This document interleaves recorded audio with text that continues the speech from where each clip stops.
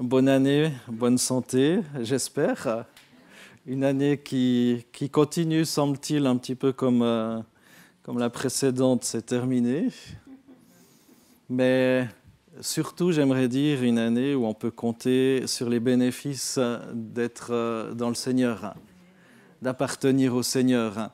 C'est lui notre raison d'être, notre raison de vivre aussi, notre raison d'exister. Et il y a cet appel sur notre vie à tous pour annoncer cette bonne nouvelle de Jésus-Christ. Je me dis, mais pour quelle raison est-ce que je crois en Dieu et qu'il y a tant de personnes qui ne croient pas en Dieu autour de moi? Et est-ce que je vaux plus qu'eux? Bien sûr que non. C'est pure grâce. Dieu a investi dans nos vies, en fait. Et quel honneur. Ce n'est pas parce qu'on le mérite, pas parce qu'on le vaut bien. Oui, on le vaut parce qu'on est des créatures de Dieu, mais en même temps, ça fait partie de ces mystères où Dieu s'est révélé à nous. Dans le but, qu'on puisse aussi être ses porte-paroles, ses lumières pour Jésus. Et je vais poursuivre sur ces thèmes que j'ai déjà commencé par 2 fois de recevoir pour donner ces vases communicants. J'hésitais avec le titre et ça sera la première partie aussi d'un message, même si c'est le 3e volet d'une série de messages. Dimanche prochain, je vous parlerai du Dieu de tout réconfort. Donc voilà, mais c'est cette première partie qui va aussi dans ce sens-là, où Dieu nous accorde son réconfort et on est appelé à recevoir dans le but aussi de transmettre. Et comme chaque année, on désire recevoir un verset, une pensée, quelque chose qui va nous habiter, nous mettre en mouvement toute l'année. Vous l'avez peut-être vu sur le site internet, sur les mementos, où depuis pas mal d'années, on transmet un verset biblique qui souvent rythme aussi certaines prédications. Et on a réfléchi avec Simon, avec Michael aussi sur un verset et on est généreux. Cette année, on vous en propose 2. On vous propose 2 et c'est des bonnes nouvelles. Dans 2 Corinthiens 1, verset 4, je ne sais pas si tu peux le projeter, 2 Corinthiens 1, verset 4, « Il nous réconforte dans toutes nos détresses, afin que nous puissions réconforter ceux qui se trouvent dans la détresse, grâce à l'encouragement que nous recevons nous-mêmes de la part de Dieu. » C'est incroyable ce verset, je trouve.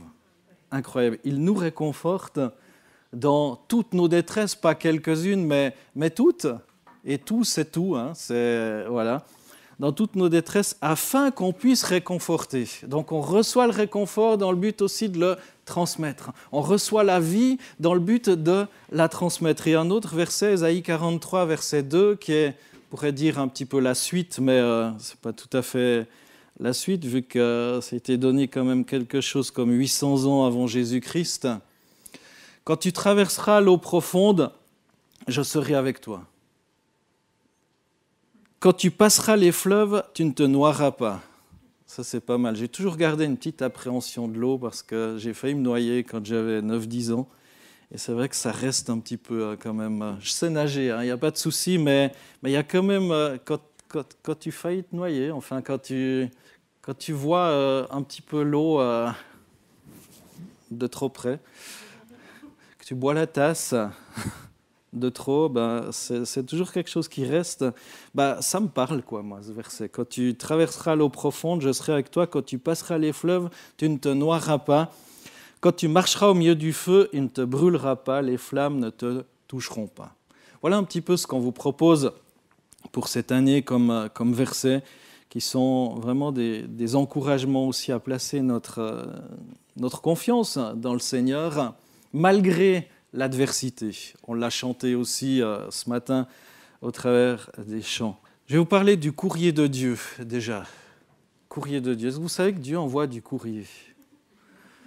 Ça aussi, à chaque fois que je vais ouvrir la boîte aux lettres, je me dis « Aïe, qu'est-ce qui va arriver dans la boîte aux lettres? Est-ce que ça sera des bonnes nouvelles? Est-ce que ça sera des mauvaises nouvelles? Est-ce qu'il y aura une facture où il y aura telle lettre? » Des fois, tu vois une carte postale, puis tu dis « Youpi, ça va être quelque chose de sympa à lire. » Ou autre chose, dans nos boîtes aux lettres, on reçoit du courrier par la poste et on peut recevoir des lettres qu'on nomme les douloureuses, autrement dit les factures ou des bonnes nouvelles. Les bonnes nouvelles réjouissent souvent notre cœur en général. En tout cas, moi, les bonnes nouvelles, je les apprécie toujours. On est en quelque sorte également des lettres que Jésus envoie devant les hommes. Des lettres ouvertes envoyées par Dieu. On est une lettre soit douloureuse ou bien alors une lettre de vie. On transmet quelque chose de toute façon par notre vie, par notre vécu. Et Jésus va dire dans Jean 20, verset 21, il avait déjà passé par la mort et la résurrection, il n'était pas encore monté au ciel, mais Jésus va se présenter à ses disciples dans Jean 20, verset 21, il va dire « La paix soit avec vous. Comme le Père m'a envoyé, moi aussi je vous envoie. » Après ces paroles, il souffla sur eux. Incroyable aussi ce passage qui dit Jésus nous envoie. Jésus nous envoie. Vous imaginez, il met un timbre, 1 franc 10 maintenant. Hein. Il met un timbre et puis il nous envoie. Bon, si c'est un gros colis, peut-être que ça coûte plus cher, mais figurez-vous que Dieu a pris des lettres mortes qu'on était et il nous a affranchis et il a dit va.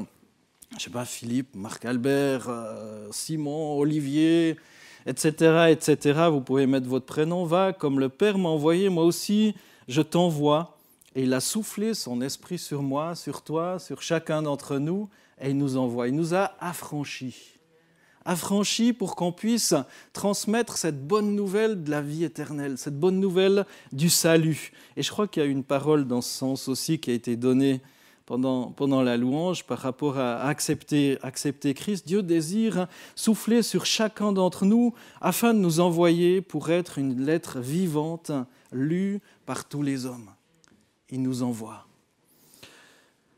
Vous avez peut-être entendu dire que l'Église était parfois un hôpital spirituel, parfois un lieu d'entraînement, un oasis, un Éden, un secours. Enfin, ça dépend un petit peu l'emphase qu'on veut y mettre. Mais je vous dis en plus de tout cela que l'Église est une poste.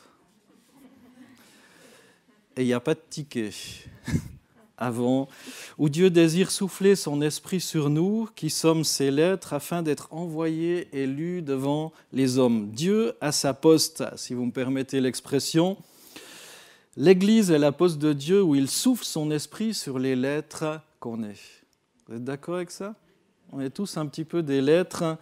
Et on est prêt à être envoyé vers ceux qui ont le cœur brisé, vers ceux qui sont malades, vers ceux qui sont captifs, vers ceux qui sont pécheurs, afin qu'ils reçoivent non pas l'accusation pour leur dire tout ce qu'ils ont fait de faux, mais afin qu'ils reçoivent la bonne nouvelle du Seigneur et qu'une année de grâce leur soit publiée. Jésus a dit dans Jean 20, 21, je vous le relis, « Comme le Père m'a envoyé, moi aussi je vous envoie ». Et Jésus n'est pas venu avec un bâton pour nous taper dessus. Je vais vous raconter une histoire. Sur le mur d'un camp de concentration, ils ont trouvé cette inscription de quelqu'un qui avait écrit. Il a dit « Je crois au soleil, même s'il ne brille pas. Je crois en l'amour, même quand je ne la sens pas. Je crois en Dieu, même lorsqu'il est silencieux. » Quel beau témoignage. C'est peu de mots. Quel beau témoignage de la confiance qui habitait l'auteur de ces phrases, alors que tout semblait perdu. Ce croyant ne se révoltait pas. Il continuait, à l'exemple de Jésus, son modèle, à se confier en celui qui juge justement. Et ça me fait penser à un Pierre, la première lettre de Pierre, chapitre 2, versets 20 à 23, où il est écrit « Si tout en faisant le bien, vous supportez la souffrance, c'est une grâce devant Dieu. » C'est à cela, en effet, que vous avez été appelés parce que Christ, lui aussi, a souffert pour vous et vous a laissé un exemple afin que vous suiviez ses traces. Lui, qui n'a pas commis de péché dans la bouche duquel il ne s'est pas trouvé de fraude, lui qui insultait ne rendait pas l'insulte, souffrant ne faisait pas de menace, mais s'en remettait à celui qui juge justement. Alors, vous aurez compris, ce matin, j'aimerais vous dire simplement que vous êtes ces lettres. Ces lettres où Dieu met son timbre, Dieu vous a affranchis. Dieu vous a affranchis, vous êtes libérés. Ou en tout cas, si vous n'avez pas la pleine conscience d'être libéré, peut-être vous n'avez pas pleinement donné votre cœur à Jésus, eh bien vous pouvez le faire. Vous pouvez être affranchi. Je n'ai pas dit timbré, hein, mais vous pouvez être affranchi. être affranchi et être envoyé dans le terrain de Dieu, être envoyé dans la poste du Seigneur. Et ce courrier-là, il est gratuit et il est super rapide. Et deuxième chose que j'aimerais vous dire ce matin, vous laisser, même dans le feu de l'épreuve, Dieu est là. Alors vous comprenez bien où je vais en venir, dans Ésaïe 43:2, la vie nous réserve un lot d'épreuves auxquelles personne n'échappe, que l'on soit croyant ou non. Même quand on est enfant de Dieu, les épreuves sont là parfois. Et la Bible souligne dans Ésaïe 43:2, « Quand tu traverseras l'eau profonde, je serai avec toi. Quand tu passeras les fleuves, tu ne te noieras pas. Quand tu marcheras au milieu du feu, il ne te brûlera pas. Les flammes ne te toucheront pas. » En tant qu'élément naturel, le feu est généralement perçu comme une menace potentielle. Destructeur important, comme ça s'est produit tout au long de cette année passée 2021, en Amazonie, en Californie, en Grèce, en Italie, en Turquie, dans les Balkans, en Algérie, en Sibérie même, etc., etc. Les médias ne nous disent pas tout parce qu'actuellement, apparemment, c'est surtout le Covid dont on nous parle. Mais il y a eu des incendies et parfois de la taille de la Suisse romande qu'on entend, qui a brûlé, voire plus. C'est juste incroyable quand on se rend compte de la superficie, du nombre d'hectares qui ont brûlé. En cette fin d'année, des centaines de maisons ont été détruites par des incendies dans le Colorado, dans l'ouest des États-Unis, qui connaît une sécheresse historique, qui est battue par des vents violents, qui a largement facilité le déplacement des flammes. Des centaines d'hectares de végétation sont partis en fumée. L'incendie a emporté des hôtels, des centres commerciaux. On n'en a pas beaucoup parlé, mais ça s'est quand même passé. Vous pouvez le vérifier, c'était juste le 30 ou 31 décembre. Des rafales de plus de 160 km/h ont été observées, ont attisé les flammes et évidemment ont compliqué l'effort des pompiers. Tout ça, le feu, il y en a de plus en plus et un peu partout et c'est un petit peu comme l'eau, c'est difficile à arrêter. Il y a eu d'ailleurs en Suisse, on pourrait dire des inondations, mais là on nous parle du feu. Le feu est souvent symbole de destruction. Mais est-ce que le feu, on peut en retirer du bénéfice? C'est plus difficile à voir. Hein. Et pourtant, avec l'augmentation brusque de la température qu'entraîne l'arrivée du feu, le pain, donc l'arbre, le pain, pas celui que je fabriquais en tant que boulanger, le pain ouvre ses cônes et les graines tombent sur le sol incendié avec des cendres et une matière organique importante. Et toute concurrence végétale ayant brûlé, eh bien, les pousses sont facilitées et ça pousse beaucoup plus vite. Il y a une spécialiste, Anne Gotteaume, qui est spécialisée dans l'inflammabilité, la combustibilité des végétaux. Elle va dire ceci: le feu passe vite, poussé par le vent, et les plantes libèrent leurs graines qui ne brûlent pas. Les pluies d'automne permettent aux plantes de pousser, et 6 mois plus tard, le tapis noirci est déjà vert. Pour les arbres, il faut compter 15 à 20 ans pour qu'ils deviennent matures. Sans feu, avance cette spécialiste, les pins ont du mal à se régénérer. Elle va dire encore, cela donne des peuplements vieillissants, des zones de végétation dense comme le maquis où la lumière ne pénètre pas, empêchant de nouvelles plantes de se développer. Avant, les bergers, les agriculteurs pratiquaient l'écobuage, c'est-à-dire le débroussaillement par le feu pour nettoyer la végétation. Idem pour le séquoia aux États-Unis, là où il y a aussi des incendies. Le séquoia produit des petits cônes qui ne s'ouvrent qu'après une forte élévation de la température et un incendie va libérer les graines en abondance. Qui plus est, le feu lève leur dormance et facilite leur germination. C'est dingue, même dans le feu. En d'autres termes, le feu est indispensable à la régénération de la forêt. Alors ne mettez pas le feu à la forêt autour de chez vous. Le séquoia qui porte les cônes subit le feu sans dommage, inifugé par son écorce épaisse et dépourvue de résine. Ainsi, les graines libérées par le feu tombent au sol et germent. Et pour nous, je ne suis pas venu vous parler de botanique ou de je ne sais pas quoi ce matin. Pour nous, le Seigneur comprend que les épreuves qu'on traverse peuvent nous plonger dans la tristesse. Je crois qu'on ne va pas se voiler la face. Personne n'apprécie l'épreuve. Parfois, on dit qu'on passe comme un peu à travers le feu. Je crois que le Seigneur est vraiment touché par notre peine, à tous notre douleur. Il sait aussi que la chaleur appliquée à notre vie pour libérer le meilleur qui sommeille en nous, il sait doser la bonne température. Parfois, on passe un petit peu comme à travers le feu afin que ces petites graines puissent être libérées et puissent germer, porter du fruit, qu'on soit un petit peu comme poussé dans nos retranchements. Mais il y a une bonne nouvelle pour nous maintenant, c'est que le feu de l'épreuve ne nous détruira pas. Le feu de l'épreuve ne détruit pas ces forêts vu que ça libère ces graines et finalement ça repousse encore bien plus vite et toute la forêt est régénérée. Le feu de l'épreuve nous pousse au contraire dans la présence de Dieu. Je ne sais pas si vous l'avez déjà remarqué, j'aimerais vous lire un extrait du psaume 57. Si vous avez vos Bibles, vous pouvez regarder avec moi, psaume 57, ou noter et relire après chez vous. Psaume 57 nous dit « Au chef de chœur, ne détruis pas ». Hymne de David lorsqu'il s'enfuit devant Saül dans la caverne. « Fais-moi grâce, ô Dieu, fais-moi grâce, car en toi mon âme se réfugie. Je me réfugie à l'ombre de tes ailes jusqu'à ce que les calamités soient passées.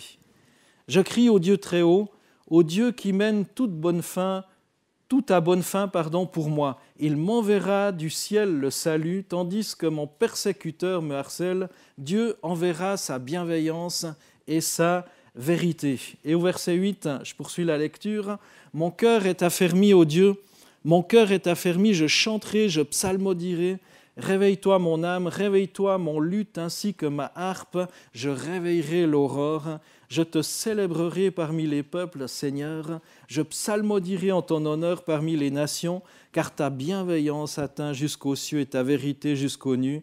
Élève-toi sur les cieux, ô Dieu, que ta gloire soit sur toute la terre. » J'ai toujours été impressionné par David. Je ne sais pas vous, mais David, au plus profond de l'épreuve, dans le feu de l'épreuve, il s'enfuit, là, il est dans la caverne. Il est là pour se protéger de Saül qui en voulait clairement à sa vie.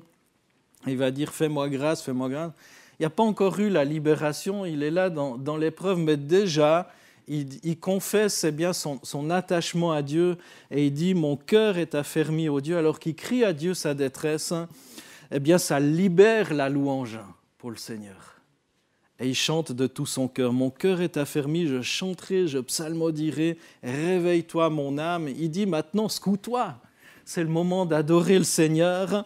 Je chanterai, je psalmodierai, réveille-toi mon luth ainsi que ma harpe, je réveillerai l'aurore tôt le matin. Je te célébrerai parmi les peuples, Seigneur, je psalmodierai en ton honneur parmi les nations. Et il fait vœu de louer, d'adorer le Seigneur. Le feu de l'épreuve, nous pousse dans la présence de Dieu.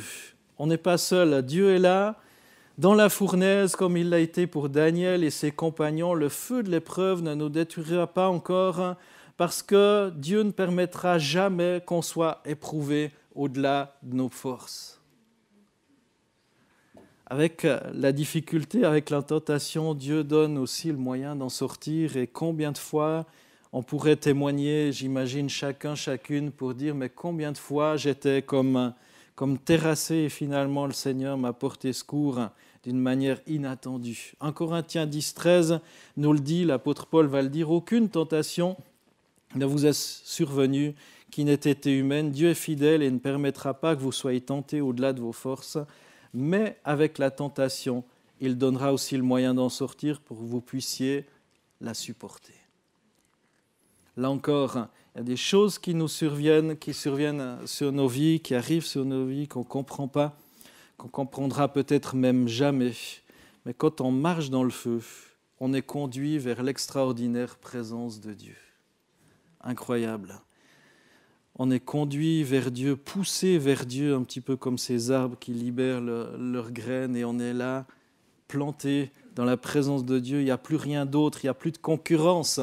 Toutes les autres herbes ont été brûlées, il n'y a plus que les graines qui peuvent pousser. Tout le reste, le superflu, a disparu. Et finalement aussi, le feu de l'épreuve ne nous détruira pas parce que ce feu est un tremplin que le Seigneur utilise pour nous élever à un autre niveau, et qui nous rend capables d'aider les autres. Et c'est là que j'en reviens à 2 Corinthiens 1, verset 4, mais je vais lire les versets 1 à 7.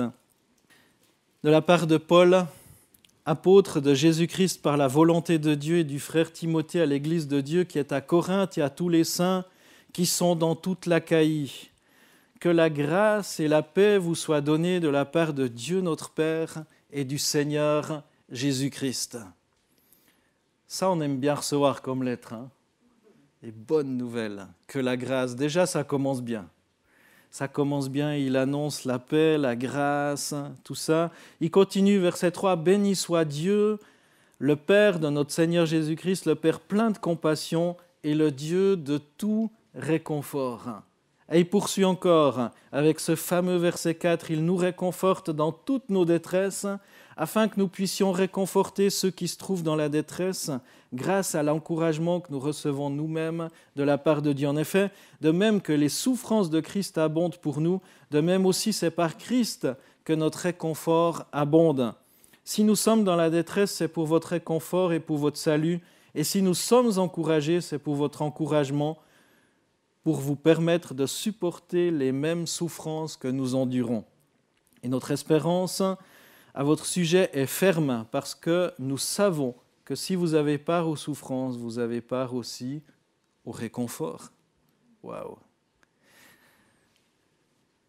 J'aimerais terminer gentiment ce message. Bon, ma conclusion est longue, mais mais c'est quand même marqué dans mes notes conclusion. Des fois, je me demande pourquoi je la mets là, mais c'est pas grave. Tu es ce courrier de Dieu, affranchi par le souffle de Dieu, qui témoigne que même dans l'épreuve, Dieu veut tirer le meilleur de nous et nous redonner des forces, même dans le feu.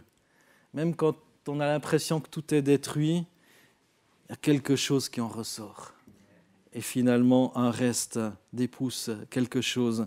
Dieu est particulièrement concerné par l'état d'âme de ses précieux enfants et se présente comme étant le Dieu de tout réconfort. 2 Corinthiens 3.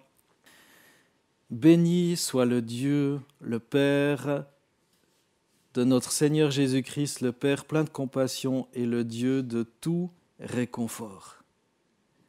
Tout induit l'idée qu'il n'y a pas d'exception. Dieu nous veut en paix avec lui-même. Dieu nous veut les uns avec les autres. Dieu nous veut en paix aussi avec nous-mêmes. En paix avec lui-même, en paix les uns avec les autres et en paix avec nous-mêmes. Dieu nous veut au mieux. Pas juste un petit peu. Il nous réconforte aujourd'hui encore et il veut nous revigorer, nous donner de l'énergie. Il n'y a pas de situation qui ne puisse pas être redressée. Et c'est à partir de son propre vécu que Paul a rédigé dans 2 Corinthiens 1,8, c'est la suite de ce texte, juste après avoir témoigné de son réconfort, 2 Corinthiens 1, verset 8, « Nous avons été accablés à l'extrême, au-delà de nos forces. » Et il va dire qu'on ne sera pas éprouvé, tenté au-delà de nos forces dans l'autre texte que je vous ai lu. Nous avons été accablés à l'extrême, au-delà de nos forces, au point que nous désespérions même de rester en vie. Waouh! Je ne sais pas où vous en êtes ce matin. Mais ce que je sais, c'est que j'ai été poussé à vous transmettre ce message. Je ne sais pas si vous êtes accablés, je ne sais pas si vous êtes dans la détresse. Je ne sais pas si vous avez l'impression d'être au-delà de vos forces. Mais souvenez-vous que rien n'est impossible à Dieu. Rien n'est impossible à Dieu. Choisissez de vous confier totalement à Jésus. Placez-vous à l'écart des bruits de ce monde en présence de Dieu. Placez-vous en Dieu. Accordez-lui toute votre attention. Lui vous accorde toute son attention. Accordez-lui toute votre attention. Répandez votre cœur devant lui. Je ne peux pas le faire à votre place. Ce n'est pas possible. Dieu veut se manifester à vous et il peut et il veut vous visiter. Comme il l'a fait pour l'apôtre Paul dans ce merveilleux texte de 2 Corinthiens 1. Sa présence à elle seule vous réconfortera. Aimez sa présence. Chérissez sa présence. Passez du temps dans sa présence. Pas pour faire votre liste à commission de tout ce que Dieu doit faire, mais juste pour être dans sa présence, juste pour être là, et ça prend du temps, juste être là. Il n'y a même pas besoin d'être productif. Vous oubliez la timbreuse à l'entrée, on parle de timbre ce matin, vous oubliez... C'est juste du temps qu'on passe comme ça, dans la présence de Dieu. Et j'ai remarqué que Dieu utilise 3 moyens principaux pour réconforter ceux qui se confient en lui. C'est sa paisible présence, sa parole vivifiante et l'accomplissement de sa parole. Sa paisible présence, pourquoi ? Parce que Dieu n'a pas de rival. Un petit peu comme après le feu, tout a brûlé. Et les petites graines, elles n'ont pas de rivalité, comme nous disait cette spécialiste. Ça peut très vite pousser, parce que toutes les herbes, tout ce qui empêchait que ces graines poussent, eh bien tout a disparu, tout a brûlé. Et Dieu n'a pas de rival lorsqu'on est passé un petit peu par cette épreuve. Et sa parole peut prendre très vite racine aussi dans nos cœurs. Il règne d'une souveraine paix sur tous les éléments. Il est donc cette paix... Et il nous communique cette paix à nos vies lorsqu'il se manifeste. Il est cette parole vivifiante. Lorsqu'il parle à nos cœurs, Dieu ne donne jamais une parole de peur, mais bien une parole de paix à ses bien-aimés. Dieu aime annoncer à ses enfants ce qu'il fera, et il fera ce qu'il a annoncé. Et Dieu nous encourage aussi par l'accomplissement de sa parole. Quelle paix lorsque Dieu fait briller la vérité. Quelle paix ce fut pour Paul de voir Dieu changer le cours des événements. En un instant, il le délivre. Et pour lui, ça a été un profond réconfort. Combien de fois, tout à coup, sa parole s'est réalisée dans vos vies ? Souvenez-vous, notez, peut-être dans un carnet, tous les accomplissements, toutes les bénédictions que vous avez reçues. Parfois, on oublie. Des fois, je suis revenu sur un carnet, sur des trucs que j'avais notés, puis je me suis dit, waouh, j'avais même oublié que j'avais demandé ça à Dieu. Je ne sais pas si ça vous arrive. Croyons que Dieu agit encore aujourd'hui pour ceux qui crient à lui. Alors le feu de l'épreuve ne vous détruira pas parce que ce feu va vous pousser dans la présence de Dieu. Amen. Ce feu va vous pousser dans la présence de Dieu. Ce feu, eh bien, ne vous détruira pas parce qu'il ne permettra jamais que vous soyez éprouvés au-delà de vos forces. Et ce feu, finalement, est un tremplin que le Seigneur utilise pour vous élever à un autre niveau, pour vous pousser à grandir. Peut-être épuré et émondé de certains artifices, certaines choses inutiles. Et j'aimerais juste vous dire, encore mes frères et sœurs, soyez fortifiés. Soyez fortifiés dans la présence de Dieu. Soyez fortifiés afin de pouvoir fortifier d'autres. Il nous réconforte dans toutes nos détresses afin que nous puissions réconforter ceux qui se trouvent dans la détresse grâce à l'encouragement que nous recevons nous-mêmes de la part de Dieu. Est-ce que quelqu'un a besoin de ce réconfort ? Est-ce que quelqu'un se sent touché par cette parole qui a été donnée ce matin ? Est-ce que vous vous rendez compte que vous êtes le courrier de Dieu, affranchi par Dieu lui-même en personne ? Alors si peut-être vous vous sentez accablé, peut-être vous ne vous sentez pas à la hauteur, bonne nouvelle, Dieu a utilisé la plupart du temps des gens qui ne se sentaient pas du tout à la hauteur. Des gens même qu'on n'aurait pas choisis humainement parlant, et des femmes d'ailleurs, pareillement. Mais si vous voulez répondre à l'appel de Dieu et simplement dire « Seigneur, j'ai besoin de me sentir affranchi, j'ai besoin d'être réconforté déjà. En ce début d'année, j'ai besoin de sentir ton réconfort parce que je prends conscience que si je porte tous les malheurs du monde sur ma vie, je peux réconforter personne. Je peux juste casser l'ambiance lorsque j'entre quelque part. Tu sais, il y a de la joie jusqu'à ce que tu rentres quelque part. Là, non, Dieu veut pas ça, quoi. Dieu veut pas ça.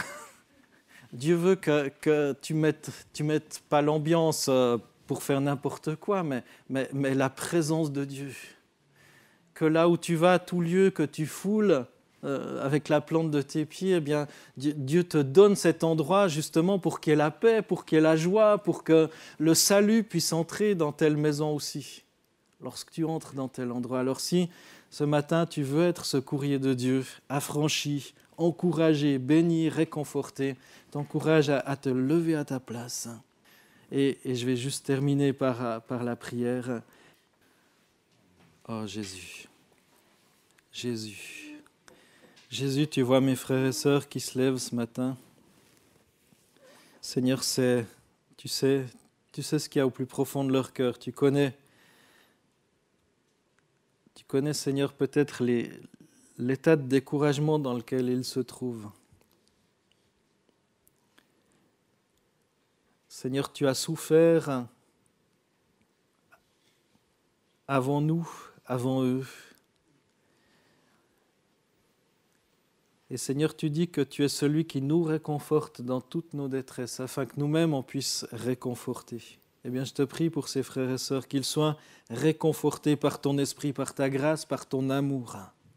Affranchis, qu'ils se sentent pardonnés, qu'ils se sentent purifiés, qu'ils se sentent affranchis, Seigneur, et envoyés. Seigneur, qu'ils soient des lettres de vie.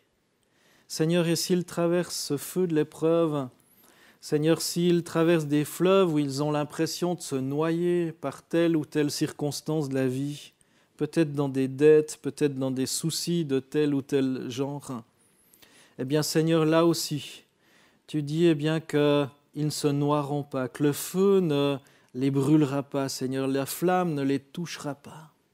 Seigneur, merci pour ces promesses qui sont là, Seigneur, et qui nous réconfortent, qui nous fortifient.